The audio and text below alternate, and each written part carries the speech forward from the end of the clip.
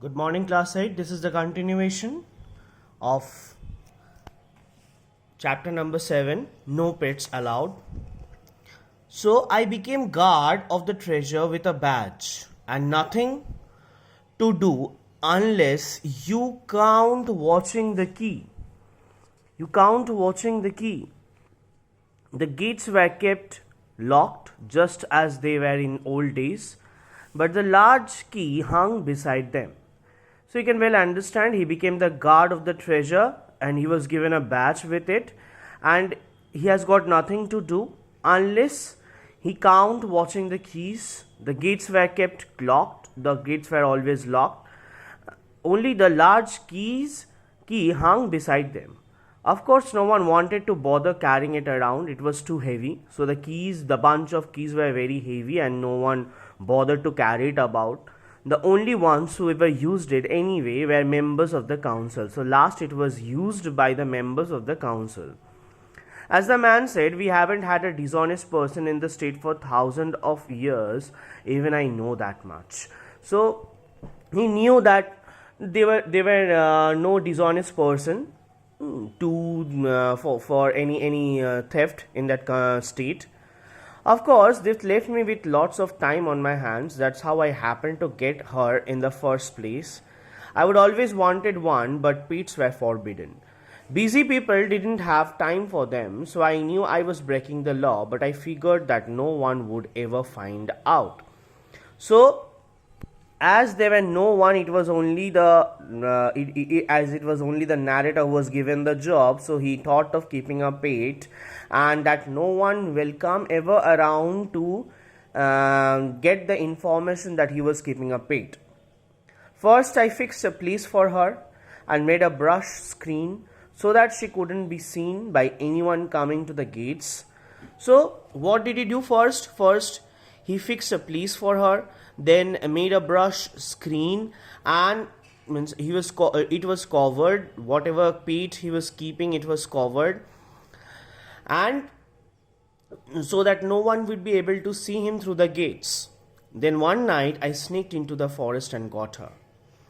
It wasn't so lonely after that. Now I had something to talk to. She was small when I got her. It would be too dangerous to go near a full grown, but she grew rapidly.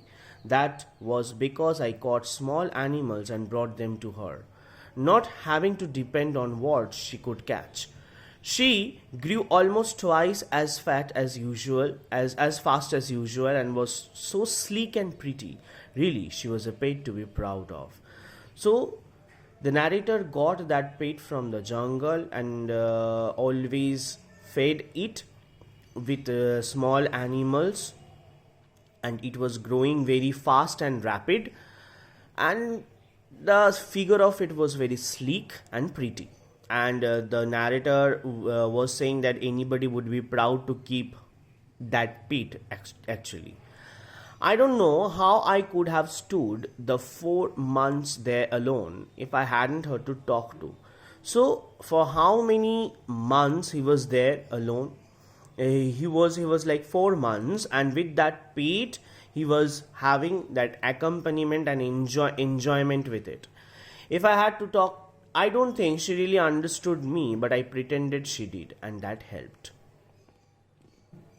Every 3 or 4 weeks, 3 of the council members came to take part of the treasure or to add to it. Always 3 of them.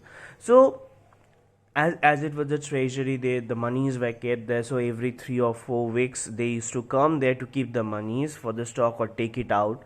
That's why I was so surprised one day to see one man coming by himself. So it was always 3. So the narrator was surprised to see only one after many days. It was Grim, the little old member, who had recommended that I be given this job. So it was Grim who was coming there, and he was the one who gave the narrator the job. I was happy to see him, and we talked for a while, mostly about my work and how I liked it. I almost told him about my pet, but I didn't, because he might be angry at me for breaking the law. So he thought of telling about his pet, but he didn't do it because The Graham can be angry as Pete's were not allowed on that state. Okay, till here we'll be continuing in the next class. Thank you.